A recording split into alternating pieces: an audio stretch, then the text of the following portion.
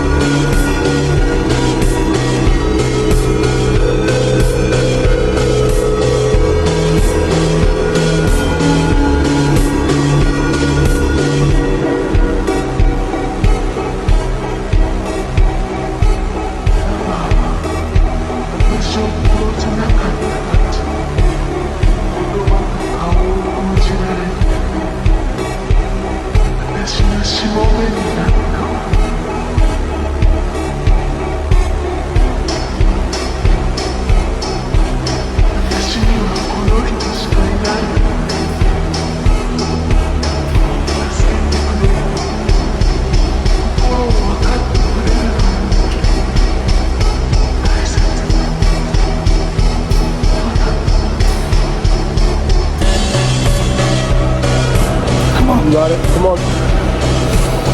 Up.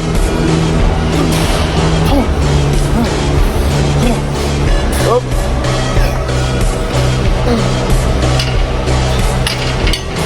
Oh my God.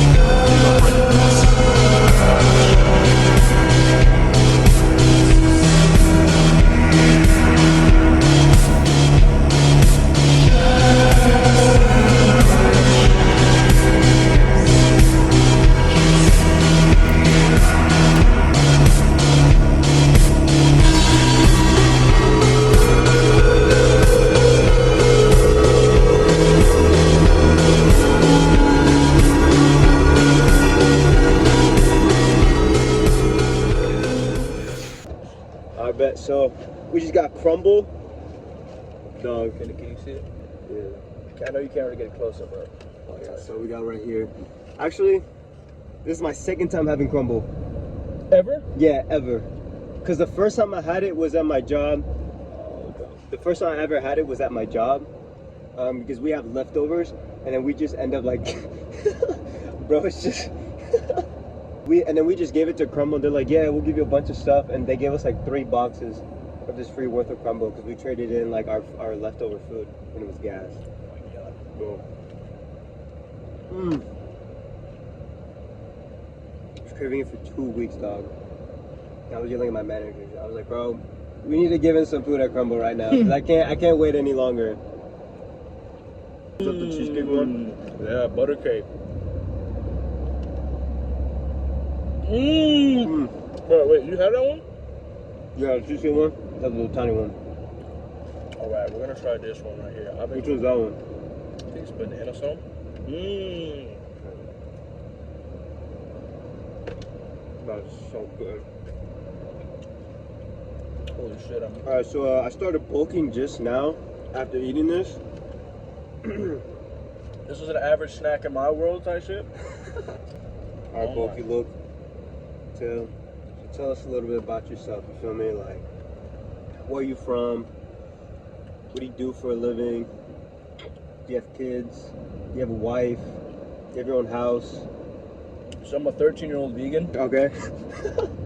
18, UPS, preload package handler, $21 an hour starting. Aspiring power lifter. I'm more like power builder. This guy is, mind you, he's 18. Hold on, I'm gonna pull up a clip right here.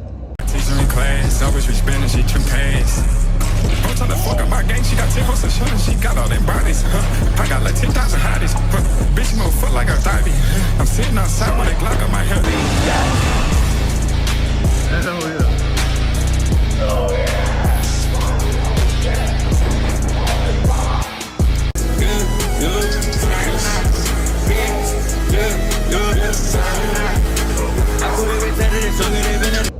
This guy's 18, benching what, 365? Yeah. Squatting 500 pounds and deadlifting like what, like 600? 635. 635, which is insane as an 18-year-old. Like, bro. Josh over here though, he's you know, injuries cooked. Yeah. He could have been, I mean, he's gonna overcome that injury, but Little by little, day by day. not gonna lie, my teaching ability with some people is not as good. It can improve, I'm not gonna lie. Like, some people give better cues than me. Yeah. I use the cues for people that work best for me. And I try to give cues that I've learned from other powerlifters and like bodybuilders on like form. Because like one cue is not gonna work for everybody, you know what I mean? Right. Like for squatting, the paper towel cue. Yeah, that I never heard of. Is basically imagine you putting one foot on a paper towel and the other on the other paper towel, and you want to split it apart and it'll automatically activate your quads. So when you're going down, you're just using mainly your quads. Right. Embracing like. I always do low bar. Like I used to do high bar, and I always thought like I know some people alternate with high bar and low bar. High bar, but I heard people saying like alternate both so that you can get the best like optimal feeling. But I've always done low bar because I'm like, maybe just doing strictly low bar would help, but I don't know. What's your intake on that? Honestly, personal preference, I don't do high bar because even though I could have perfect technique with it, my lower back just dies whenever I do high bar compared to, even though it's the opposite for most people. When people do low bar, they're leaning forward and they feel it more in their lower back than they do high bar. For me, it's the complete opposite. When I do high bar, my back is so cooked. But I never do high bar, and I don't. If you're a power lifter, I never recommend doing heel and I feel like low bar just feels a lot more secure and better. High bar just kind of hurts my trap at some point. Like I just feel like I have a headache after like trying to put it on like up here. Not only that, but my mobility for high bar is worse than low bar. Really? I can't get as deep as it. Even though with high bar, it's way more range of motion, so you need to have a lot more hip mobility. Even though I stretch every day, bro, I highly recommend that shit. In the morning and at night, stretch your hips, stretch your lower back. Full body yoga, like 10-20 minutes. That's all you need. In the morning and at night. That's what I do, and it's low key improved my level. Really? Plus, I'm gonna have to try that. Plus it helps with more ROM and less pain. Like when you stretch every day, you have less lower back pain. Like if you, let's say, you lifted a day with a little bit improper form and your technique wasn't as good as like the last week, you're not gonna feel as much pain. Like let's say you deadlift and you don't brace fully, maybe like 50-60%, your lower back's not gonna be that good. Yeah. Especially if you bulletproof it by doing stuff like accessories, like back extensions and RDLs, and like barbell rows to work your overall posterior chain, stuff like that. I highly recommend doing yoga and hammering accessories. That makes sense, yeah. That's the one thing that I started like focusing a lot more when he told me that, because after like compound, I'm just like, I just won't go too crazy on accessory because I'm already exhausted.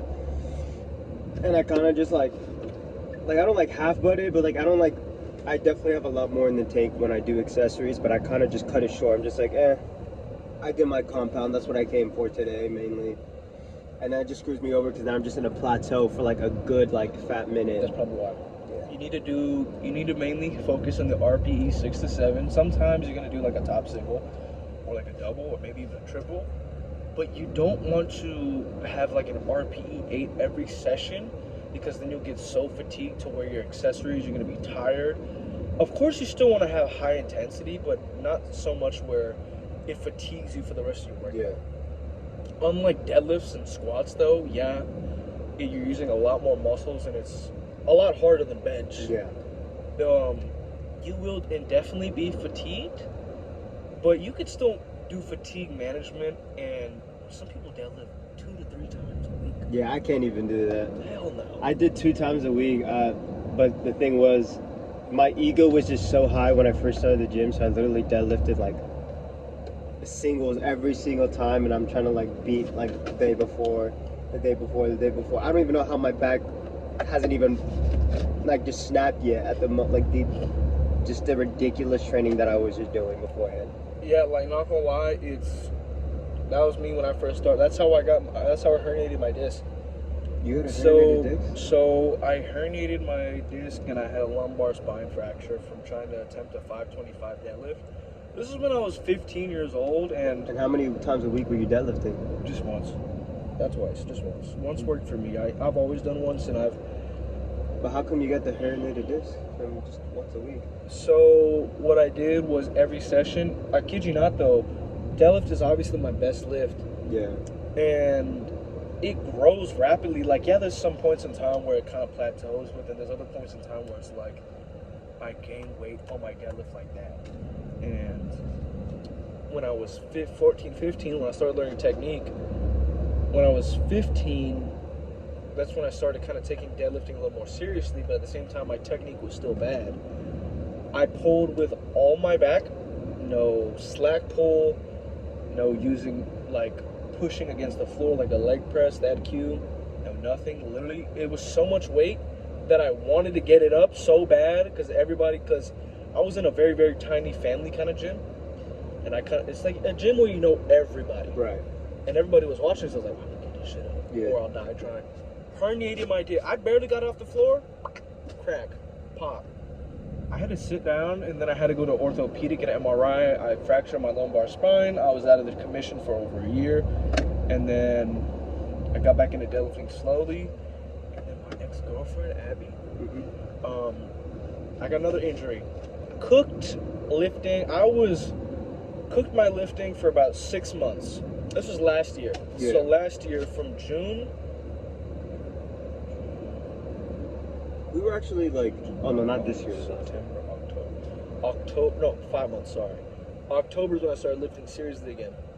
September I was doing rehab for lifting, because in June, around her birthday, she was like, you want to go ice skating with me? I was like, you know what, for my girlfriend, sure, I'll do that. I'll try. Never done it before.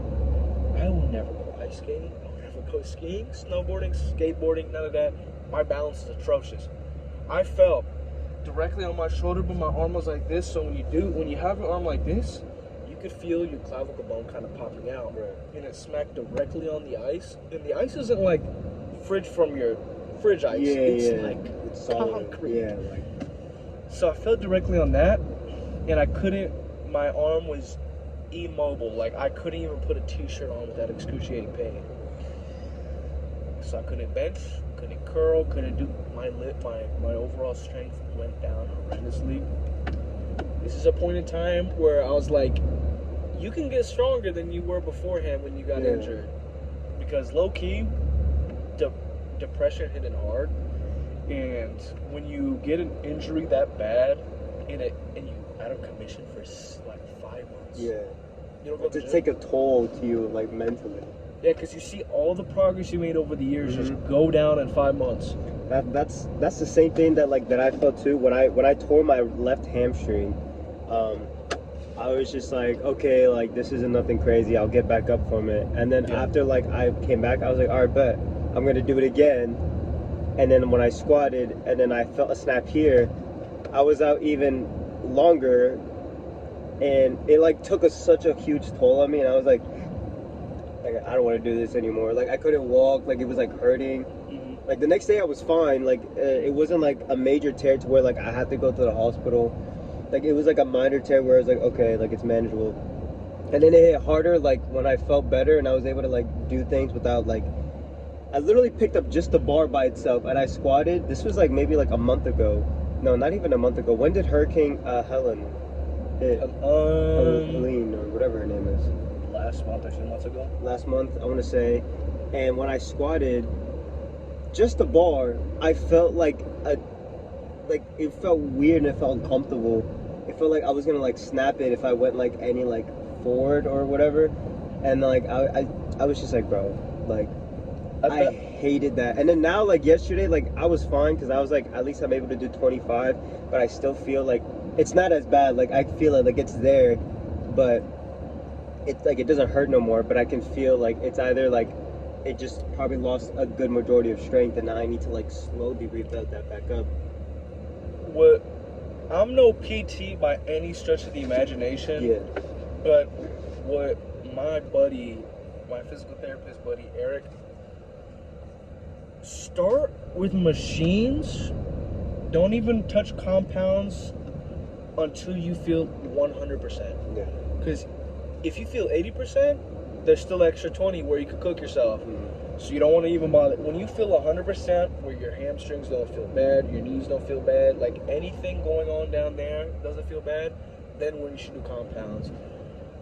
Alright, so the video kind of just cut off a little bit short from there. My phone, it's just been acting up. I mean, so I'm using my old phone right now to kind of just start recording because it has more storage. When I got the new phone, I guess my iCloud storage didn't really transfer over to the other phone, so everything is still here. But even if regardless, whatever I record on here, it transfers to the other phone. Whatever I record over there transfers to this phone. So it's an unfortunate situation, but you know, yeah. But you know, there will be more future videos like this. I know this video was a bit different than any other video. It was still a great video for me. I feel like I learned a lot, and hopefully that you guys learned a lot too, that Luke was able to provide the information when it comes to powerlifting and just in gym in general. But yeah, so you know, definitely this was just a nice chill like shoulder day and a nice like, you know, like chill kind of video kind of thing. So yeah, so thank you guys for watching the video. Like, subscribe, and yeah.